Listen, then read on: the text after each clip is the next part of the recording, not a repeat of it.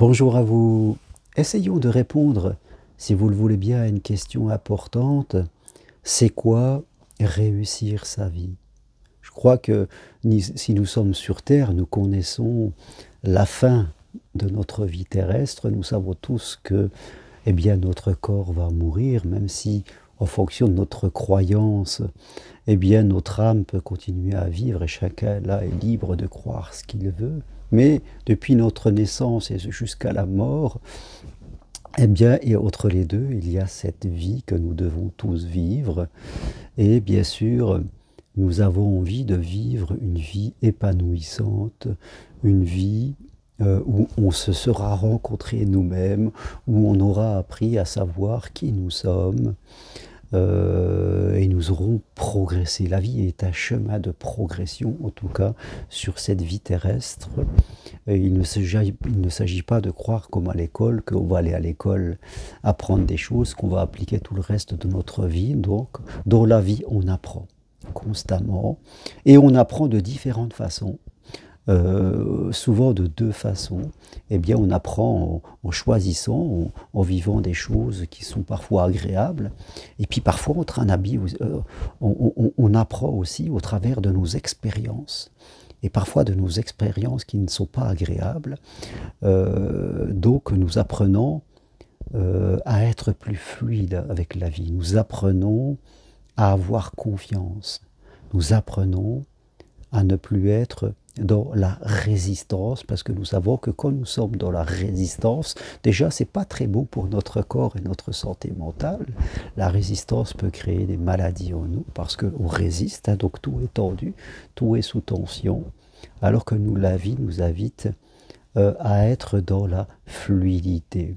Je crois que quelles que soient les choses que l'on veut réaliser, être ou avoir dans la vie, eh bien, il y a toujours deux choses qui sont importantes. Il y a des choses qui dépendent de moi. Hein. Par exemple, si on a aussi, pour réussir sa vie, l'objectif de fonder un couple et peut-être une famille et d'être heureux, de construire vraiment un bonheur à deux, eh bien, il y aura des choses qui dépendront de moi, eh bien, d'être dans la bonne énergie, de savoir ce que je veux, d'avoir gommé mes comportements connectés à mes blessures et à mon ego. Ça, c'est ce qui va m'être demandé. Et puis après, il y aura la vie, ce qu'elle va me proposer. Et là, je vais constamment m'adapter à ce que la vie me propose, parce que la vie, eh bien, voit plus grand que moi et mes petites croyances, forcément. Je ne vois pas tout. La vie, Dieu, on pourrait dire, c'est plus de choses sur moi, sur ce qui est bon pour moi.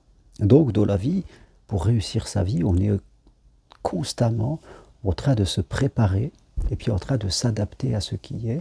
On est en train d'apprendre, de réviser, et après on s'adapte. Voilà, moi quand je pars marcher sur Compostelle ou ailleurs, je prépare ce que je vais faire. Puis après, je m'adapte à la réalité du terrain, de la météo. Il y a toujours un décalage entre ce que j'ai préparé, ce que j'ai imaginé, et la réalité de la vie, qui est souvent plus riche, et puis parfois qui m'impose aussi des choses qui ne sont pas faciles, par rapport à ce que j'avais prévu. Donc, réussir sa vie, ça commence par comprendre ça. Voilà qu'on se prépare et qu'on s'adapte. Tout ça pour garder une fluidité et ne pas vivre en résistance. D'une manière générale, on fait attention aussi dans notre vie, dans nos vies actuellement, où, fin de compte, beaucoup de gens se mettent en avant. Nous sommes dans une vie d'affichage où beaucoup de gens s'affichent, regardez-moi, hein, on les voit sur les réseaux sociaux, ça crée beaucoup de comparaisons. Alors il faut faire attention aux fausses valeurs, aux antivaleurs comme on dit, transmises par les autres et puis par la société, où je suis ce que les autres pensent de moi, j'ai réussi parce que je suis quelqu'un de connu, j'ai réussi parce que je possède des choses, de l'argent, du matériel, une maison, des voitures. Donc je suis mes possessions. Avant c'était je suis ce que les autres pensent de moi. Hein, je suis mes diplômes aussi, je suis ma position sociale. Donc c'est toujours tourné très vers l'extérieur, vers des choses plus matérialistes et beaucoup moins vers l'intérieur. Et ça, c'est important pour ne pas être dans notre ego et d'être toujours piloté par nos je dois pas, par notre persécuteur intérieur qui trouvera toujours que on n'en fait pas assez, et puis qu'il y a des gens qui en font plus que nous. Je crois qu'il faut faire attention à ça, à ces fausses valeurs qui sont transmises par une grande partie de la société commerciale et matérielle. Voilà, je suis mes diplômes, je suis ce que les autres pensent de moi, je suis le matériel que je possède. Tout ça, ce sont des fausses valeurs qui nous font souffrir. Réussir sa vie commence déjà par avoir une bonne relation avec soi-même, par se connaître et s'accepter dans ses forces et dans ses vulnérabilités, d'apprendre à se découvrir dans la vie au travers d'expériences que l'on va vivre, parce que voilà, ce n'est pas en faisant tout le temps la même chose que l'on va se découvrir, parce que nous sommes toujours des êtres qui allons développer des talents, des facultés d'adaptation, et ça c'est intéressant. Dans la vie, pour réussir sa vie et se connaître, on a besoin d'avoir de la sécurité et puis une certaine habitude, c'est important, mais après on se lance des challenges qu'on choisit vraiment, tout ça pour apprendre à se connaître, apprendre à se découvrir, et ça c'est vraiment une richesse importante. Donc oui, une bonne relation avec soi-même, mais pas un soi figé, et pas un soi qui est dans les blessures de l'enfance à l'ego. On réussit sa vie quand, eh bien, dans les projets que l'on veut faire, c'est des projets qui sont connectés à nous-mêmes. Que ce soit par notre métier, ou que ce soit par d'autres choses, même dans des loisirs qu'on va faire. Alors c'est vrai qu'une grande partie de la vie, on ne se connaît pas, et puis on a plutôt suivi l'autoroute de tous ceux qui nous disaient d'aller par là. On n'avait pas le choix, mais après quand on est dans l'âge adulte, on fait le point, on fait ses secondes naissances, comme on dit, et là on choisit. On ne laisse pas notre passé décider de quoi ça sera notre futur. Il y a trop de gens qui, par peur, continuent continuellement rien ne change dans leur vie. Hein. On pourrait les voir 10 ans après que ça serait toujours la même chose. Lancez-vous dans des projets, professionnels ou non, où vous avez le sentiment de vous sentir utile. Ce ne sont pas des projets pour épater la galerie, hein, je reviens à ce que je disais précédemment, ou pour faire comme les autres, ou pour chercher à être sur la place publique. Ne vous mettez pas en avant, soyez humble, mais sachez servir et faire des projets qui servent la communauté, vous et la communauté, et des choses qui correspondent à vos valeurs les plus profondes.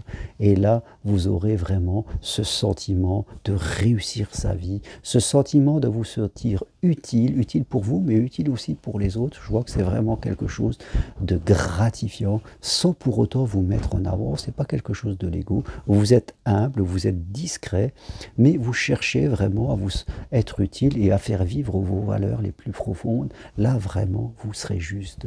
Donc, oui, réussir sa vie, je reviens, une bonne relation avec tout soi, se connaître, et un soi qui est en constante évolution, puis utiliser vos valeurs, faire vivre vos valeurs et faire vivre vos valeurs pour la communauté. Attention, là aussi, aux fausses valeurs de la société qui nous fait croire qu'on est là pour s'amuser. On se protège et on s'amuse. On passe du bon temps, on est tranquille. C'est ça le bonheur, c'est d'être tranquille et de s'amuser. C'est d'être allongé sur une plage et de se faire dorer la pilule. C'est sympathique, mais ce n'est pas la vie, ce n'est pas les valeurs pour construire quelque chose. C'est juste des moments de tranquillité. On en a besoin, mais en aucun cas, ça doit être le centre de notre vie. Et un troisième point, pour être heureux, je dirais, avoir la sensation de réussir votre vie, ça sera plutôt sur le côté matériel, bien savoir vivre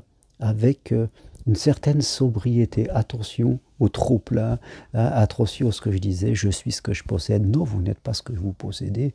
Et par contre, les gens qui possèdent trop, et c'est souvent des gens qui sont à côté d'eux-mêmes et qui en souffrent énormément, parce qu'ils savent au fond d'eux-mêmes que c'est faux, que c'est pas ce que veut leur âme. Donc oui, possédez des choses, mais vivez de façon sobre, vivez de façon écologique, et vous verrez que ça va vous le rendre au centuple. Investissez sur des possessions spirituelles, plutôt que que sur des possessions matérielles.